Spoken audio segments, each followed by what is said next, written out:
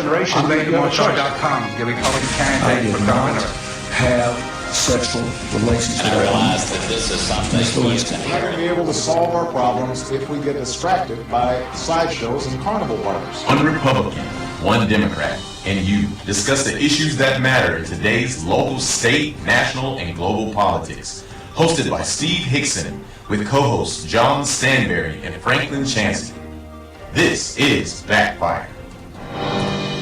Hey, Cleveland. Welcome to another edition of Backfire with John Stanberry, Franklin Chansey, and of course myself, Steve "Go-Ball" Hickson, and our chief engineer, Daniel Brantley. Hey, we got a new mayor in town. Have you ever noticed our new mayor, Kevin Brooks? He looks a whole lot like Mike Pence to me. Have you ever thought about having your eyes checked? Oh, look at that little gray head. Okay. He does look a little bit like Mike Pence. I got to say, in one of those rare moments when thoughts align completely, John and I both went, I don't really see that one. Y'all need to take a little look at Mr. Brooks' gray hair. I think retirement has allowed you to imbibe more than you used to. Hey, I want to know something. What is a hazmat? Hazmat? Hazmat. Hazardous materials. Okay. Well, the BCSO hazmat swarms. Duplex man is arrested. Yeah. I read that and I thought, what in the world is this? You have to read the article to really understand what they're talking about. Yeah. What did he do? He was attempting to make fentanyl in his apartment. And it turned out it kind of backfired because he was reported wandering around the complex not in the best shape when it happened. But yeah, you hear a lot of stories about, meth labs and things like that. Fentanyl is arguably more dangerous to the people coming in to do it. It's more deadly. More addictive. Well, not only that, literally touching the materials it's on can be absorbed through your skin, and it's very dangerous. And that's saying a lot because if you're a rental property owner and someone has a meth lab in your property. Oh, I know. It can put you out of business. Yeah, it's tremendous what that costs to clean up. Yeah. I've seen a meth house that was cleaned up. We had an employee one time bought one of them after it had been. They take all the sheetrock out, everything gone. Mm-hmm. The only thing they leave is the wiring, and the heat and air system, everything's taken out. That's amazing. Let's see. Anyway, you didn't like my deal about Mike Pence, huh? I thought that was a compliment to me. Well, I think Kevin may take it as a compliment, and I'm not saying it's not a compliment. I'm just not seeing it. Well, next time you see it, look at it, compare it, would you? Okay. Tell me what you think. Hey, I hope he's listening. I don't mean anything offensive. I think Mike Pence is a great man, so I think our mayor would. And a good-looking guy, yeah. This is going on far long enough. I'm not willing to indulge in this conversation anymore. He started it. No, I didn't. He started it. Let's talk about our jail here a little bit. Our new sheriff's in town. He's just doing all kinds of things over there, which is good. What's the bark about that? Is that the guard dog? Is that our guard dog? Okay. We've got all these sound effects now. I have to kind of keep up with it, but. We have malfunctioning door locks and sewer problems. Now, how in the world, how old is that jail now? 15 years, roughly? Probably. It was the late 90s, yeah.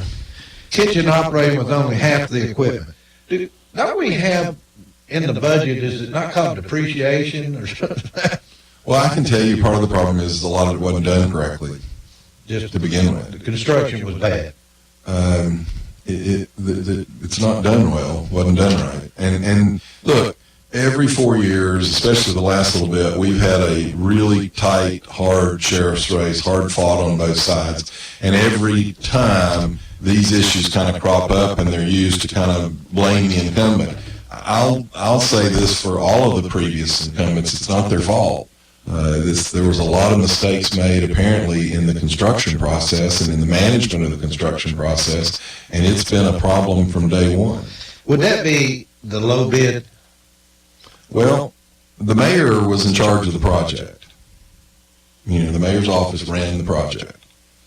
I don't know who the construction people were and all, but there's a lot of stuff over there that just wasn't done right to begin with. I know. In order to solve it, it would probably take $2 or $3 million. Well, you do run. I can tell you do run into that problem. They'll get estimates, and if you get the estimate to do it correctly, Right. it's really expensive because in my line of work, I'd much rather fix a problem to begin with than have to try to correct something that was done poorly. Right. Well, we all had things that were built poorly that we have to correct, but, the jail is a major deal when it was built. And, if you put these things out for bid and you just get the low bid, you can get yourself in trouble sometimes if you don't have. That's assuming you put it out for bid. One of the problems is a lot of times we don't put these things out for bid. Surely we put a jail. The two school systems for years never bid the management of the schools, the building management. That went to a company called Community Tectonics out of Knoxville. They got non-competitively bid contracts. And quite frankly, that's still relevant today, because they were the contractor on all of these things that the city system is now saying they're going to have to fix. And I asked one of the school board members last week, I said, why in the world are we not going back on Community Tectonics? Think about it for a minute. They built Blythe Bower. The floor tiles popped within the first year. The windows rusted. They did Mayfield. I've been told Mayfield is going to be a disaster in another couple of years. Cinco. Yes, the new Mayfield. It's a Cinco already been found back in the back lot. They did the Arnold one. Well, the geothermal system is failing. They did the Cleveland Middle. The geothermal system is failing. Now, the common denominator of all this is a company called Community Tectonics. I'll be honest with you, when Lisa was the chairman of the education subcommittee in the commission, that was one of her goals, was to get rid of Tectonics. And there's, this is sad, but I won't say who, but there was a conversation with someone in the school system, and there was a little anger involved, and they said, what do you want? And she said, I want Tectonics gone. Fine. Now, this is really important, folks. This person said, fine. Who do you want us to use? Now, you have to think about that. What that means is, if you get rid of my guy, it must be because you've got your guy. And this person was shocked when Lisa said, I don't care who you use. Put it out for bid. Get, 4 or 5 competing companies and pick who comes out best. Now, at that point, the Ocoee Middle project was going. They actually switched companies, and that project went much better than the projects had gone under Community Tectonics. But the question right now for the Cleveland City school system is, why are you not going back on the company that was charged with overseeing the construction of these schools when you have failing systems, failing because of improper installation? Well, you got to read your contract. Why are we as taxpayers going to pay to fix these things? Are they liable? I don't know. Well, you got to read your contract. I assume that's what the school board's for.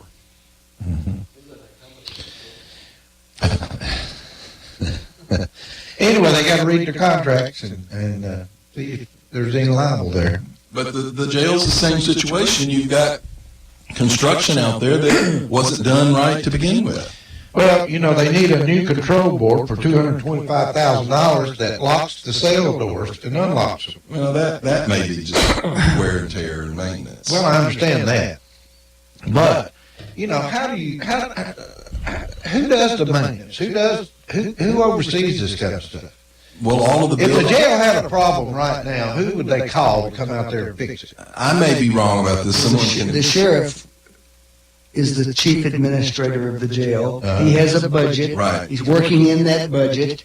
That budget presumably has some maintenance component in it. Maybe it's insufficient, but there's also an interplay here of the mayor's office is in charge of all county property. And I may be wrong about that. Someone tell me.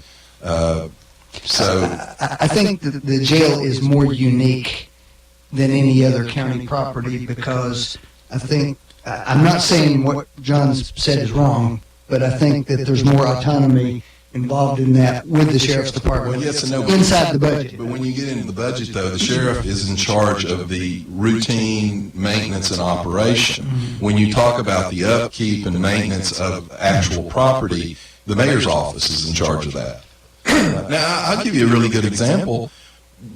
When we, for example, if we put a heating and air unit in, okay, you know what the life of that heating and air unit is, at least ballpark. It's going to be, actually that's getting worse and worse, but it used to be 15 to 20 years. Now it's about 10.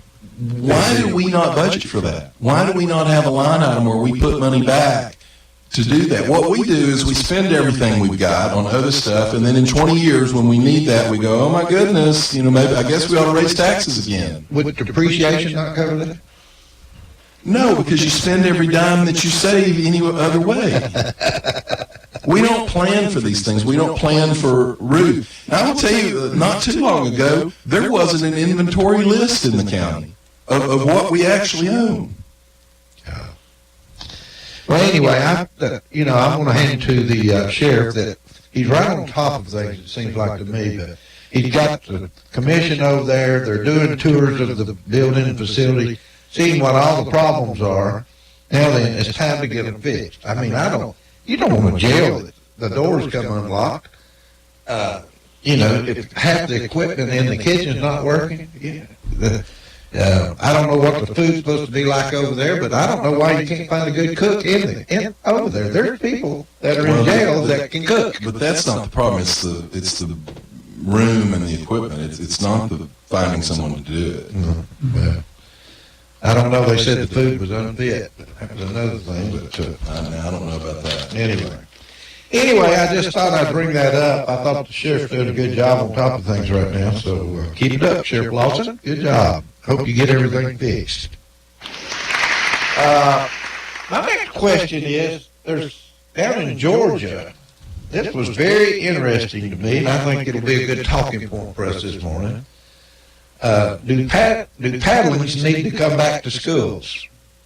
Where's the beef? In Georgia, somewhere they opened up paddlings again. Yeah, I read that. They sent a notice home and said that, and this is a K through 8, I believe, school, and the notice went home, and you had to agree to it, and there wasn't any. If you didn't agree to the corporal punishment, then they were going to get a 5-day suspension. Right. So you had to agree to it, and they said the child would be taken in a protected room. In other words, you're not going to do it in front of other children.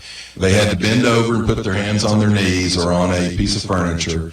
The paddle could only be 12 inches long. It would be wood. It would be no more than, I think, 3 inches wide, and you would get no more than 3 licks. Personally, I have no problem with that whatsoever. I have done it all. 30%, and the parents signed up for it. I think 30% of the parents signed up. They did not want their children paddled. Well, interestingly enough, I can't honestly say I know what the current policy is, but as recently as 4 or 5 years ago, that's actually fairly close to what the policy was in the county. But here's one of the problems. He's right, but they almost never do it because they're afraid they'll get in trouble. Let me give you. I'll give you a really good example. When my daughter Alex was in 2nd grade, I believe it was, I went in and we were talking to the teacher. And I did exactly what my dad had done with me. I told the teacher, I said, I want you to know that, and as far as I'm concerned, you're the boss. And whatever you say goes. I won't question you, and if Alex gets out of line and you think she needs a spanking, you go ahead and spank. Oh, no, we don't spank here. And I said, well, I'm just telling you that I will support, whatever you do. And, I spank at home. Okay. 3 weeks later, I get a postcard from Don't Spank International, some kind of, and it's got these pictures of children's legs that are black and blue. And I didn't say a word, but I wanted to go back in and go, if you don't know the difference between a spanking and a beating, you're the problem. But those parents that still try to discipline their children, they're not the problem. Someone who can't tell the difference between a spanking and a beating is the problem. Before we go too much further, I want to say one thing. I want to give a big hand out to Mayor Tom Rowland for a great job he did in Cleveland, Tennessee through the years as the mayor. Mayor Tom, we appreciate you, we love you, and we hope the rest of your years are happy years, and we hope you get to enjoy the fruits of what you grew here in Cleveland. Thank you, Mayor Rowland. Anyway, I just wanted to say that. I thought he was a good mayor and did a good job. He represented Cleveland well. He did. I'm sure Kevin Brooks will do the same thing. And he worked hard across the state and across the country to help Cleveland. Yeah. He did a good job. And, you know, another thing that's got me is they're going to put his office in the museum. Now, that is a little far, but that, you know, that would be a good, I guess the tourist attraction would be there for a year or two. Well, you remember the museum has a series of exhibits in it that are, you know, part of it relates to government, and so there'll probably be an exhibit for some period of time that shows that. I don't know that it'll be permanent, but it's no different than you see it a lot of other places. I told them they need to get a dinosaur. You want kids to come, get a dinosaur. I'm not kidding. Get a dinosaur. Yeah. Go buy it. I don't care if it's a big one or a small one. Would a plastic would work? Well, nobody will know. You know, put a rope up around it so no one can touch it. But you need a dinosaur. That Fernbank Museum in Atlanta, when the kids were younger, we went down there just because they had a 3-story dinosaur out in the lobby. That's the main reason we wanted to go. All right, I want to ask you guys, what do you remember watching 9/11? Absolutely. What time was it when you picked up on it when it first happened that morning? That was, what, 17 years ago? Yes. Mm-hmm. You know, it stopped America. I mean, America just stopped. I mean, it was amazing from a newsworthy point of view what all was going on. But when you first started watching it, what was your thoughts? Well, I remember that I got a text message from one of my employees at that time who somebody had told them that a plane had hit the World Trade Center. So next thing you know, we were all crowded around one office watching it, and so we watched the rest of it unfold for the next 2 or 3, 4 hours, you know, as a group. We saw it immediately because I have TVs over the chairs in the patients' operatories, and amazingly, most of them are on Fox News, and we saw it immediately. And so, you know, you get up and you walk around to the other employees and say, "Did you see that?" And of course, I remember the first thought, like everybody, well, gosh, this is a terrible tragedy. How could that have happened? Mm-hmm. And then when you see that second one, you knew instantly. You realize immediately what's happened. It just kept coming on. It just kept coming. It's just amazing. And, you know, it's amazing if you think about, if you remember how terrible you felt when you saw them hit. I think if you could isolate that moment in time, you would think, gosh, this is so horrible. I can't think of anything that could be worse. And then I remember watching the buildings collapse. And you realize how much worse it was. It's, you know, it was just heart-wrenching to watch this thing. When I saw people jumping out of the buildings, oh God, the jump. Unbelievable when people were jumping out of these buildings. Terrible. Well, it's still I guess you could say a miracle that it happened at the time of day that it happened. First of all, if you haven't been to the 9/11 Memorial in Washington, in New York, everybody should go because it's really stunning how well it's been done, and it's such a somber place. But a part of that deals with the fact that if this had been an hour later in the day, instead of 2,500 to 3,000 people, it'd been 30,000 people. It's because it was so early. A lot of people don't come into work for their commutes in the mornings that time. it's unbelievable. And there's some really neat stuff up there too. We were up there in '04 before anything was done. There was just a gaping hole in the ground. But the church that George Washington used to attend is right there on the edge of it. And there's a giant, I believe it's an oak tree that was sitting there. And I get choked up. The church was untouched. I mean, everything around this church was destroyed. And the tree apparently took the brunt of the blow and basically deflected it. Of course, I'm probably a little more sentimental. You can say the tree deflected it. I think God deflected it. But that church, it's amazing to see how close it is and the fact that it was unscathed. Well, every year they start this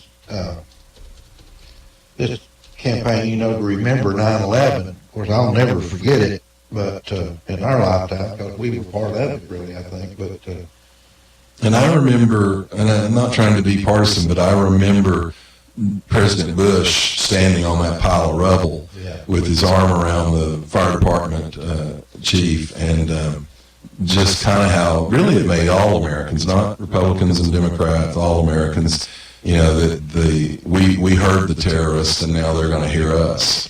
Well, that was going to be my next question. Do you think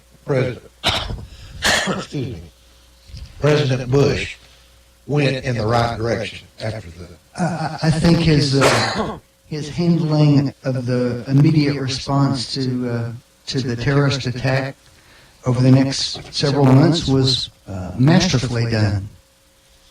Good. How about you, Don? I think he knew what he needed to do, and I think he did it. I also think you can't forget. Lisa was telling me she was listening to some the other day of the phone calls. That last plane had figured out what was happening, and they were able to call out. And of course, you get the guy, saying "Let's roll," that they were going to jump the hijackers. But there was a woman that called and said that, "Listen, I'm on one of the planes that's been hijacked, and we've decided that we're gonna fight back, but I'm not going to make it." And told her family she loved them. Sure. There were of course, I've only seen it on television so far. This new visitor center and memorial that they've done in Pennsylvania, it's very powerful and emotional from what I've seen. And part of it has to do with those calls, because those folks, from their calls at that time, knew what had happened in New York, and so they understood what was taking place. But, I think it's important, too, to think about, when we talk about at times, what is America? And a lot of times we'll look at our military and we'll say, well, we've won World War I and we won World War II. Those people on that plane in Pennsylvania weren't in the military, but that's the American spirit. That's the people that left England and Scotland and India and Africa and Brazil and immigrated to America. It's that shared spirit of independence and of resolve. Now you think about how sick the people are that are planning things like that. How sick are those people? I was thinking about that. If you think about military history, there's a lot of, it's hundreds of years ago, there was a lot of discussion about honor, and so they lined up across from each other and they shot each other. Well, they come over here in the Revolution, and we had picked up tactics from some of the Native Americans, and so we're out in the woods hiding and we're shooting, and there was a whole argument about the honor of that. But you know what? All of that is still combatants. Both sides were combatants. When you take it to what these people did, these aren't combatants. These aren't soldiers. These aren't the enemy. These are just men and women and children in their everyday life being attacked. And that's a completely different, and I'm not, somebody will say you're justifying warfare. Warfare just is. It is what it is. It always will be. But this is not warfare. This is just evil to kill innocent men, women, and children like this. It is evil. And there's just a lot of evil in this world right Now, now. I will tell you, that I think there was an important thing that happened yesterday. The president referred to this as radical Islamic terrorists. And we haven't heard that word for a while. But I think it's important that we do that. Well, is it okay to say that now? It's always been okay to say it, but you'll get criticized from certain specters of our society. Why would we get criticized for that? Because there's a generation that's been brought up to with no. They've been brought up to look at ourselves as the bad guy. You know, what's really bad about this? It's like the UN Human Rights Council. You can't say that the majority of those people on the Human Rights Council are horrible countries because someone will go, well, look what you all interred, so many Japanese in World War II. Look, nobody's saying we're perfect, but we're a hell of a lot closer to perfect than any other nation in the world. And that perspective is important, and we've got a generation that blames us first, and they've been taught sort of in school and by society to blame us first. What are they blaming us first for? Everything. And Franklin may have a different perspective on this. I don't agree with that statement that they've been taught that. What do you think? I think that the debate is really different than that. The debate is whether or not we ought to spend some time looking at what conditions bring about people having such hatred and evil in their hearts, and whether or not there are things we can do that improve that and things we can do that make it worse. That's like saying poverty causes theft, burglary. It is, Franklin. We can't fix these people. You want to know what causes it? They have a failed ideology, and every single day they are confronted with the failure of their ideology. And instead of looking at themselves and saying, we're to blame, how do we fix this, they look for anything else to blame rather than to say, our ideology, and quite frankly, that's the ideology of Islam, is a failure. Is that the same thing as in Chicago? What's going on? I sat there and I looked, there were 60-something people killed or shot one weekend in Chicago, and the preacher was having a rally to get better schools and something else. Nothing to do with the problems that was going on there. Well, does that have something to do with the problems? What? That they have failed schools, that they have... Why would they have failed schools? They got more money in the world given to them to do it. That doesn't mean it all gets used in a way that's effective toward addressing those issues. Well, now, see, in this case, I'll agree with Franklin, except I'll point out that Chicago is a democratically run city for about 50 years or more. I mean, and John, Franklin, we're not trying to criticize. It's just a fact. It's the way the city's been run. It's a problem. Okay, so looking at that, with the exception of a few pockets in the city, Chicago's doing very well. Does that mean they shouldn't be criticized for what happens in those pockets? Of course not. Should they be held accountable for that? Of course they should. But that doesn't mean that the entire city's a failure. Well, Detroit is. Memphis is.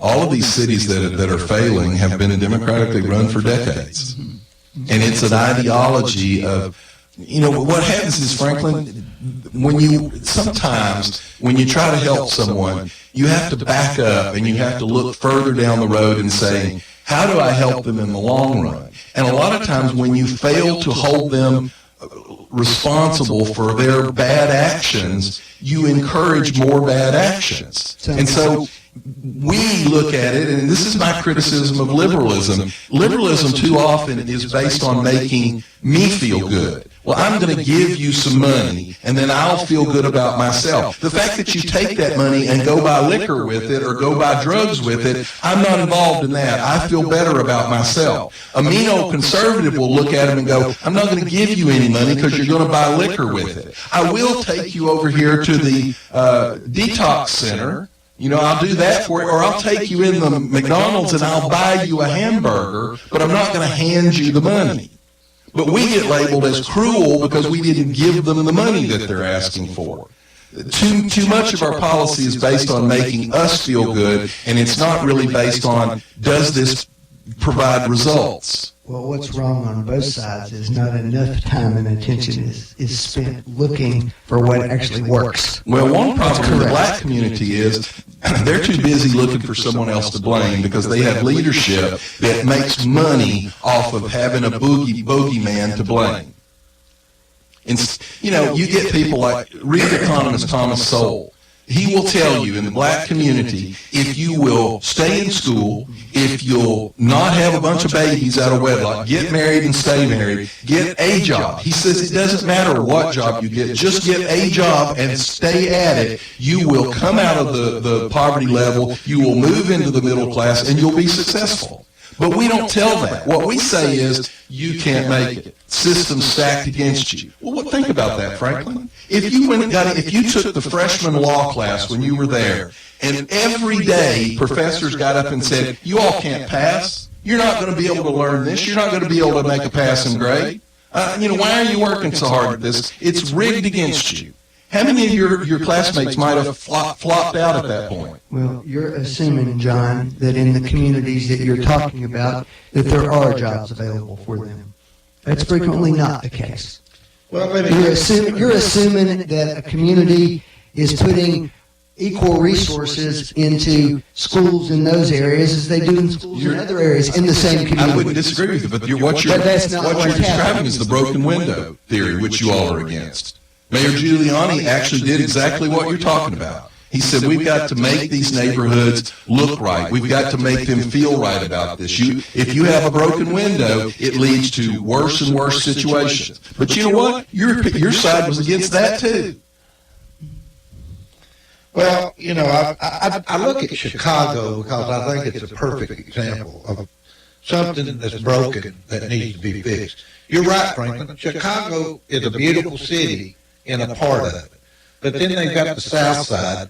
They're having all these problems with in the West. And then the West is the Hispanic side, if I'm not mistaken. There's one side of it that's got a lot of Hispanics in it. The numbers that I saw is almost 75% of the shootings that you're talking about are taken in two neighborhoods. That's right. Those two neighborhoods. And it's not the south side. It's a small part of the south side. Was that the south side? There's been a huge renovation of the south side. Is that the black section of the south side? Is that what you would call that? I don't think it's a black. I think it's a class I don't know level the answer thing. to that question. But Franklin, you know what? In a way, you're undercutting your own argument. If it's in such a small location, they have enough police to go in there and make a difference. But you know what? They don't because of politics. They don't fix it because of politics. Maybe that's the case or not. I don't know the answer to that. Well, because as soon as they do, some of the very leaders that I was talking about will, because, Franklin, you see it on the TV. The police union people say, we're not going to go in there. We're not going to push this. I told you 2 years ago, when you criticize the police, when they risk their lives day in and day out, you are going to see them pull back. And when they pull back, the criminals will move in. And that's what happens in Chicago. There are neighborhoods over there, the police just say, you know what? If I go in here and I do anything, they're going to accuse me of police brutality, and the local, agitator, whether it's Jesse Jackson or Al Sharpton, will come in and make it worse, and then I'll end up pulled before some review board. So you know what? Screw it. I'm not going to do it. You think Jesse and Al's help the blacks or hurt them, Franklin? Depends on which issue you're talking about. Well, sometimes overall, do they help or hurt? I don't know the answer to that question. I can answer it partially. I'm sure John has. If you're Jesse Jackson's son who got a Budweiser distributorship out of a threat of a racial boycott, then yes, he helps. If you're his other son who got a GM dealership out of a threat of a racial boycott, sure. But if you're just an average kid in the ghetto trying to get out, you've been damaged by people like him. Let me tell you what they do that's positive. They do a lot. Okay. Go ahead. And by no means am I suggesting that they shouldn't be criticized. How do you feel about what I just mentioned? A GM dealership and a Budweiser dealership based on a Operation Rainbow Push threat of a boycott. It was settled when his children As I was about to say. Dealerships. As I was about to say. Go ahead. What they do is focus attention on some issues that otherwise would get no attention. Like Tawana Brawley. And that's an area where somebody can fairly criticize him for that. There's no question about that. And I'm not defending either one of the individuals you just talked about by saying that. But that's the problem. That wasn't his question, though. Yeah, but Franklin, here's the problem. If they were low-level people, it'd be one thing, but they are national leaders in the black community. Sure, John, and Lamar Alexander got a huge stake in a communications business in Tennessee. Oh, that only happened why? Because of who he was. I think all the politicians are pretty crooked, but these leaders, these religious leaders, to me, are the ones What's the difference? Huh? What's the difference? I'll tell you what the difference is. The difference is the black community looks to these people for leadership. They need much more so, and proportionately they are being damaged by these policies. Much. You know what's funny is I'm the one that's not supposed to care about race because I'm the mean old conservative Republican. But I'm looking at this going, these policies are disproportionately damaging minority communities. Yeah. I haven't seen anything that they pushed for that I think benefits the black community. They get up and protest a lot. They want to be seen on TV, and they'll come into businesses and threaten them unless they put money in the Rainbow Coalition. Which they earn, which is their living. That's their living. Anyway, let's take a break. We'll be right back. You're listening to Backfire with Steve Hickson. We'll be right back after this. Hello, I'm the doctor. And you're listening to WOOPLP, Cleveland, Tennessee. WOOP FM is a broadcasting service of the Traditional Music Resource Center, and we play America's original music. Another SOS, and you're stressing, and that's the time to check in. I check in to cash. It's that time again. Are you more back to school or back to bills? When you need extra cash, text the word quote to 55670 for a free, no-obligation quote. Learn how much cash you can pre-qualify for.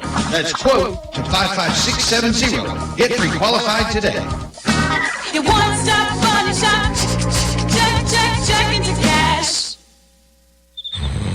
Why don't you put up with a heating and cooling system that cycles on and off when you can have quiet, true comfort, variable speed by train? It runs at low speeds with continuous little adjustments to keep your home comfortable and quiet. It's always been hard to stop a train. Now, it's hard to hear one. When you want an unconventionally efficient heating and air unit that keeps your home right in the comfort zone, day in and day out, nothing will do but a Trane. To get the best Trane service, call your local Trane comfort specialist. Mechanical Systems, 336-5739. Keeping you comfortable is Mechanical Systems' only business, and they've been providing high-quality service and installation for more than 30 years. Mechanical Systems, 336-5739. That's 336-5739. It's hard to stop a train. After 135 years, Hardwick Clothes, America's oldest since 1880, has delivered on our commitment to produce the finest navy blazer in America. This limited edition blazer was announced as the style winner in Garden and Guns Made in the South Awards. Crafted in Cleveland, Tennessee, we use premium Italian wool from Vitale Barberis, custom Bimberg lining, and signature gold buttons. It's available through the finest men's stores or at hardwick.com. If you need a little green, Lending Frog is making deals. He'll lend you cash on any kind of wheels. Borrow just a little, or you can borrow big. Lending Frog is a new financial gig. It's hip to hop in your cash. LendingFrog.com is making a splash. Dig it.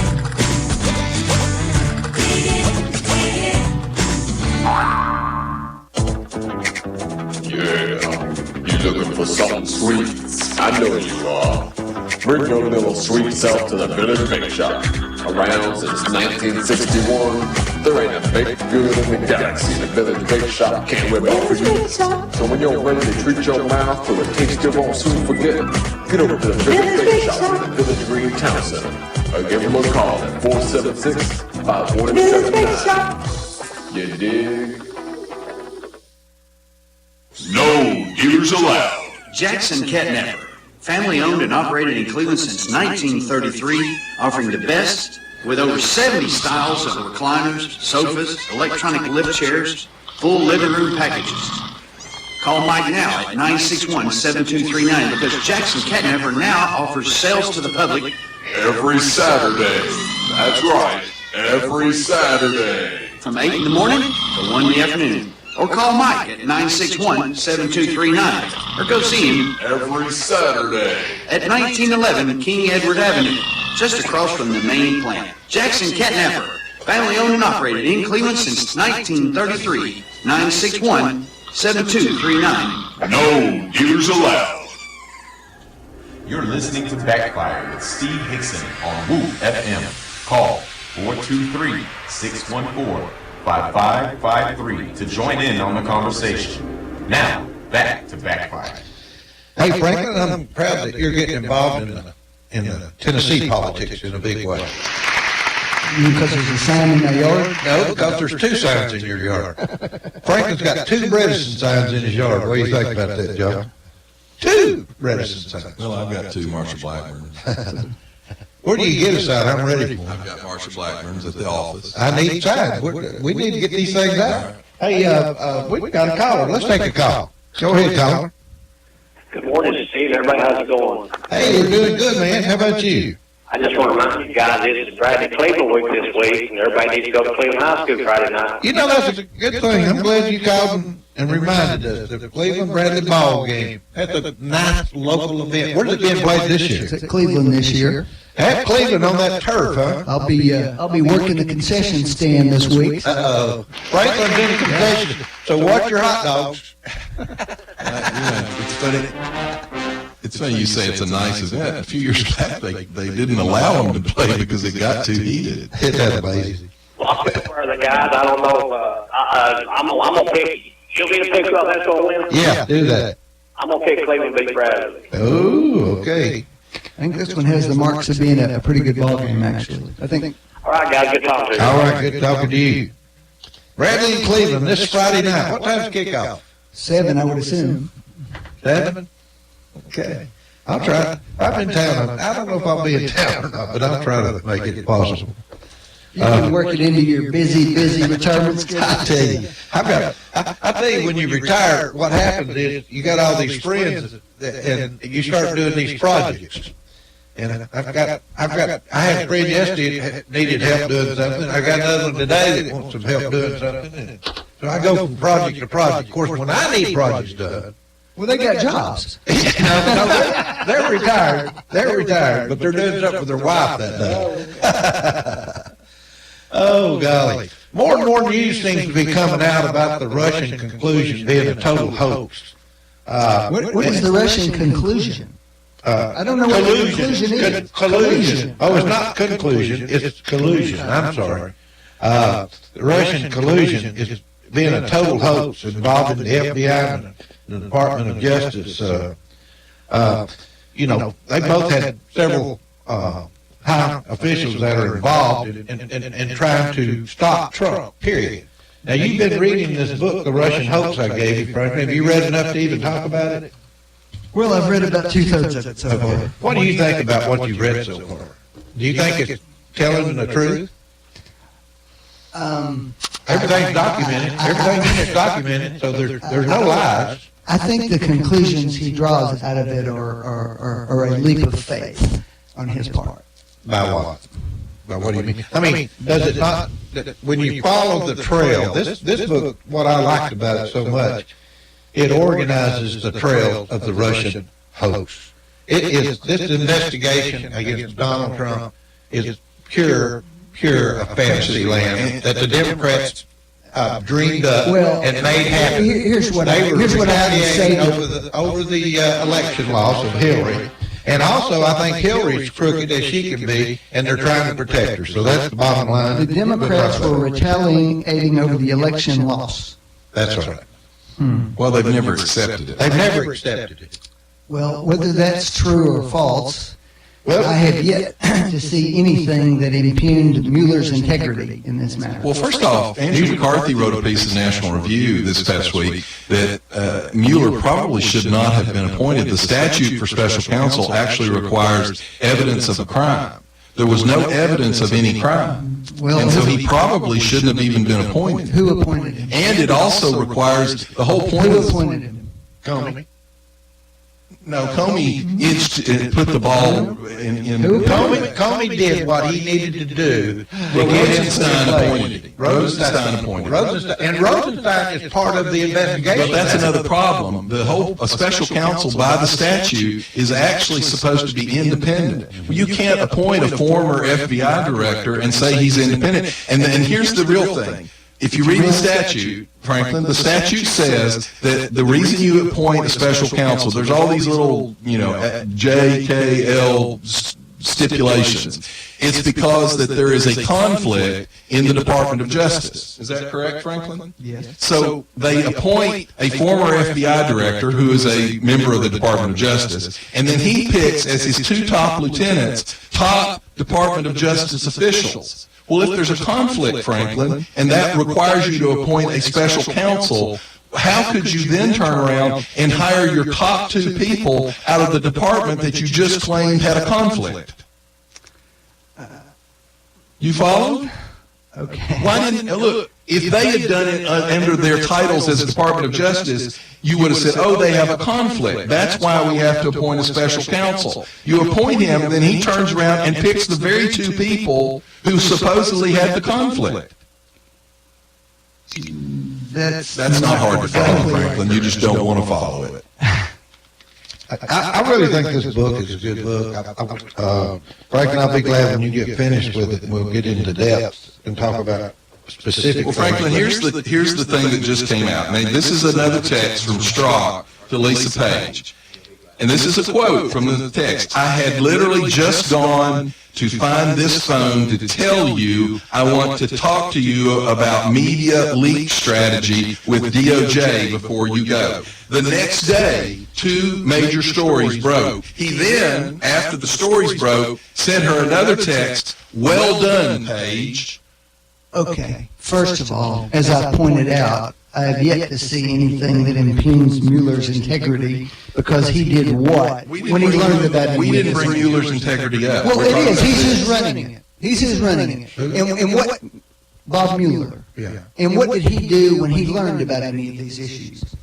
He got rid of Strzok. That's right. He didn't fire him. He had to, Franklin. Well, who says he wouldn't have done it anyway if he learned about it? What do you mean he had to do it? What's he done? The right thing. What's he done about these these issues? Why is he not? That is not inside his authority to do. The Government Accountability Office is investigating those things right now. Isn't that true, John? I believe so. Okay. The fraud case. And that's the one that recommended that Strzok be fired, right? Right?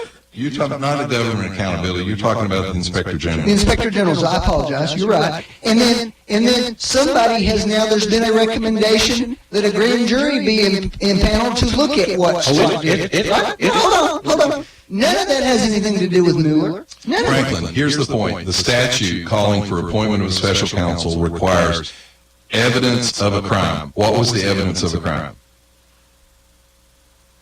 Well, at that point, they had some false statements from some of these individuals who have now played what was guilty the to evidence it. of a crime of President Trump? He wasn't. Well, the question about that is whether or not there was evidence of a crime. Why does the statute require evidence of a crime? I haven't read the statute. The statute requires it because they didn't want special prosecutors to become fishing expeditions. Okay. And that's what this is And about. he's been given 2 areas to investigate, right? Is the fabricated dossier used against Trump? First of all, there's no evidence yet that anything's fabricated, and that hadn't been established. Franklin, the FBI established that when they fired Steele. No, they haven't. Franklin, They didn't fire Steele. They did fire him. He was in their employment and they fired him. Let me ask another question. Do you think the government abused their surveillance? Not according to the Republicans' Paul Ryan and the head of the Mitch McConnell and the head of the Senate Foreign Relations Committee have all said that they were totally comfortable with what they did. Let me ask you an overarching. They didn't know what all took place. Oh, I think they knew pretty. They've seen things we haven't seen. I think Let me ask you an overarching question I've wanted to ask, sort of a philosophical question. Okay. Do you think there is any individual in the entire United States of America that if the full force of the federal government, the FBI, the intelligence community, every asset of the government came to bear on, couldn't be found guilty of some crime? Well, I don't know the answer to that. That's just a guess. You think there's anyone in the country that if they scoured your records, Franklin, Sure. if the IRS and the FBI and the National Security Agency went through everything you've ever done, do you think you'd come out clean? I hope so. You know where I'm going with this, and you don't want to answer. You know, John, you're going to suggest somehow that has anything to do. That's why we don't like these special counsels being fishing expeditions. When you bring the full weight to bear of every single government agency in the country on one individual, it's like the Russian security guy said, give me the person and I'll find the crime. And that's what we're in right now. All right, let me go back just a little bit. Mueller's appointment, okay? Mueller's appointment came after Jeff Sessions was incorrectly disqualified himself from any investigations involving Russia and the 2016. What's the incorrect part? Jeff Sessions says that he was supposed to do it, and he says he still did the right thing. No, he did the right thing because the press set up this situation. Oh, well, you know. The answer to it is because they accused him of meeting with Russians when they knew that everybody met with the Russians. So he recused himself, and he shouldn't have. Now, wait a minute. That opened the door for these Democrats to start what they wanted to do next. He's not a Democrat? Let me finish, would you? He was not required to do so and was detailed in Chapter 9 of this book. However, his mistaken recusal meant that the Deputy Attorney General, Rob Rosenstein, became acting Attorney General of all matters involving Sessions' disqualification. Also a Republican. Who did Rosenstein decided to appoint Robert Mueller as also a Republican. It doesn't matter about Republican and Democrat. We're trying to get rid of these crappy people. We got people in politics.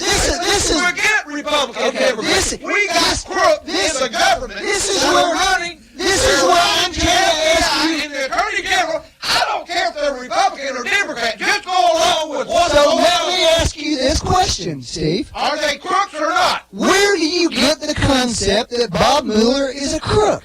Tell me what he's done in his lifetime that led you to conclude that. Was it his honorable service in the military? Was it the way that he led the FBI after 9/11? Read Chapter 11 of this book. What did he do that led you to believe he's a crook? He took an investigation that should not have been an investigation into a crime. There was not a crime committed. How do you know that before the investigation happened? Because there was no evidence of a crime to begin with. Where's the evidence? Frankly, I will say this. When you throw out Republican and Democrat, I'm as partisan as they come. But I will tell you that there is an establishment in D.C., both Republican and Democrat, and they have a vested interest. They don't want their little. They have a vested interest in the growth of government. Forget Democrats and Republicans. Our country is full of crooks right now, and all they're trying to do is pad their pockets. That's all they're trying to do. Then I will go back to what I said last week then. I expect you to vote against every single incumbent on the ballot this time. And if you don't tell me the government's full of crooks, and don't tell me it's not Democrats or Republicans. You tell me that you're going to put your actions where your mouth is. I'm going to tell you who I'm going to vote for, okay? You're going to vote against every incumbent. Otherwise, you just told me a hypocritical statement. No. Which is it going to be, Steve? Franklin, I'm going to... One way or the other. Franklin, quit yelling, and I'm going to answer your question, okay? I'm going to answer your question. Hey, I'm going to answer your question. I'm going to vote for every person Donald Trump recommends to me. Because he's the only one I've seen that's up there trying to clean up a mess. But in Tennessee, he's going to support all the incumbents. I don't care. Bredesen's not going to vote to help Trump. Bredesen's sure not going to help to vote Trump, is he? Why have you got two signs in your yard that says Bredesen? citizen. Because he's had Ladies and gentlemen, does that tell you anything? Because he's had an established record of doing what he said he was going to do. Well, No, actually, Franklin, he didn't tell us that he was going to build an underground bunker under the governor's mansion that he could have big parties in. He didn't tell us that he was going to raise $400 million out of the Highway Trust Fund. He didn't say, by the Did way. he go have a bunch of parties in this? He built who needs an underground bunker, Franklin? We were actually in kind of financial. Who balanced the budget? Did he raise the He taxes? balanced it by taking $400 million out of the Highway Trust Fund that it's taken us 8 years to put back. Well, that's better than the 33% increase in the deficit we've gotten this year, huh? What are you talking about, Franklin? The federal deficit went up 33% in 1 year, John. You were talking 1 about year. the state. In the middle of what you say is this boom economy, the deficit just went up. How do you explain that? Because we The spend too spending much. didn't go. Yeah, the spending went up. We But spend where too did it much. go up? Did it go up on social programs this year? No. No, Franklin, That's why we It need went up on the stuff you guys are doing. Actually, it did go up We on. need to get some money out of the social programs. Okay. It's too much being fair. But that's not the spending you guys increased this year, is it? You put it everywhere else. We put it in the military. We put it in the military where it needed to be. The only constitutionally activity that's actually required. Do you think our country's better run right now? Not that I can see. You think everything's bad right Well, now? the latest No, I don't polling think that. shows over You guys 70% have, you guys have spent 10 years. You guys have 70% spent. say they're better off. more than 70%. That the country's going in the right direction. Actually, John, first of all, that is unbelievable. I will get you the statistics. Pull up the real clear politics polls. Franklin, you're not. Let me say this, and I'll correct it for you. The poll also shows that Trump's favorability is hitting a low. It actually shows They give- it actually shows that 62% of the country says it's heading in the wrong direction. That's what they actually show, and that's the poll of polls. That's how. I don't Just give you keep my believing opinion. that stuff, Franklin. Just keep believing it. All right. What else, John? What did you want to say? Where? I want to say Obama's on the campaign trail now, and he brought up Benghazi. I think that's probably the worst thing he could have talked about.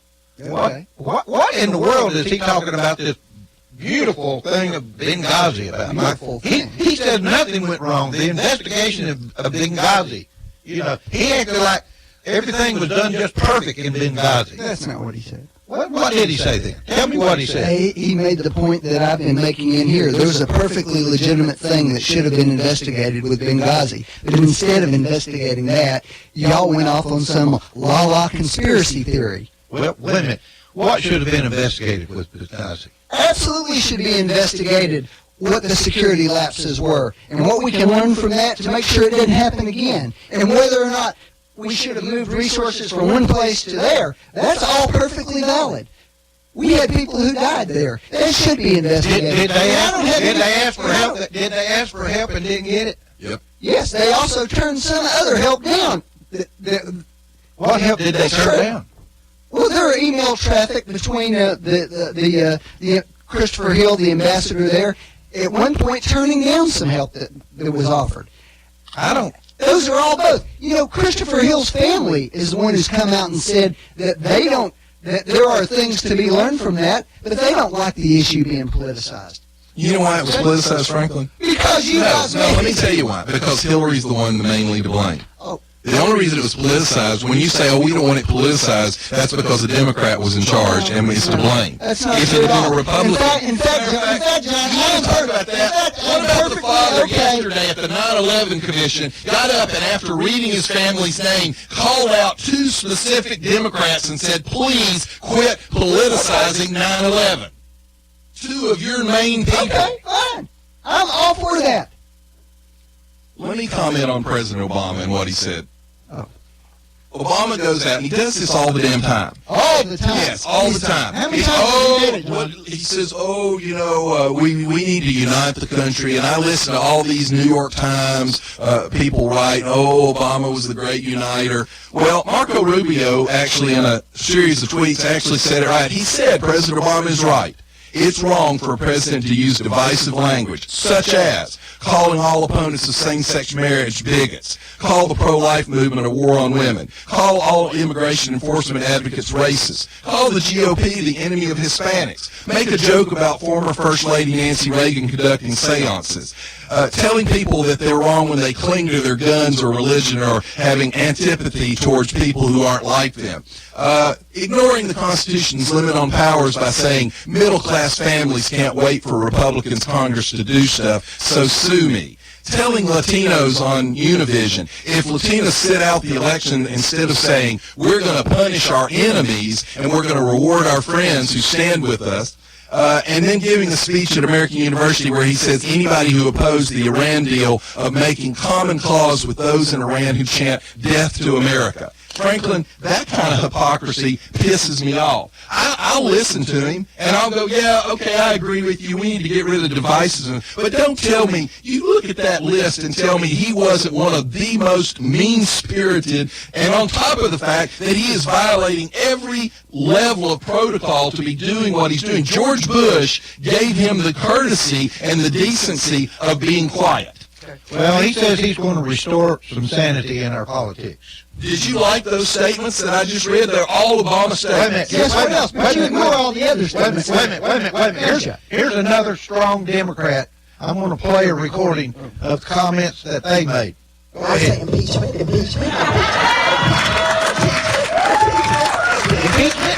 Impeachment. As far as I can see, the Republicans are talking about that more than the Democrats are. I don't think so. Oh, actually, they did a study and showed that. More Republican candidates are talking about it than Democrats. They did a study. Who's they? It was the Real Clear Politics. CNN? No, the Real Clear Politics. Oh, golly. We got to go. See you next week, folks. Bye-bye.